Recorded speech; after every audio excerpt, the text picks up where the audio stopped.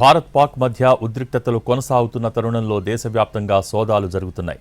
కేంద్ర హోంశాఖ సూచనల మేరకు స్పెషల్ ఆపరేషన్స్ జరుగుతున్నాయి. పాక్ పౌరులతో పాటు అక్రమ వలసదారుల కోసం గాలింపు కొనసాగుతోంది. వివిధ ప్రాంతాల్లో ఉన్న పాక్ పౌరులతో బంగ్లాదేశీయులను అదుపులోకి తీసుకుంటున్నారు స్పెషల్ బ్రాంచ్ పోలీసులు.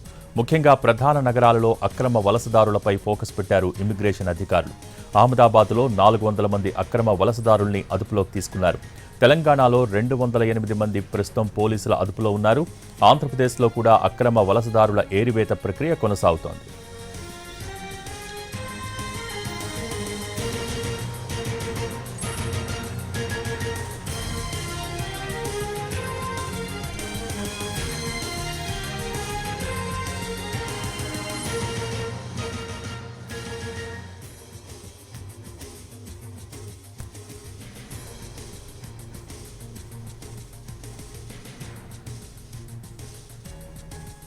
భారత్ పాక్ మధ్య ఉద్రిక్తతలు కొనసాగుతున్న తరుణంలో దేశవ్యాప్తంగా సోదాలు జరుగుతున్నాయి.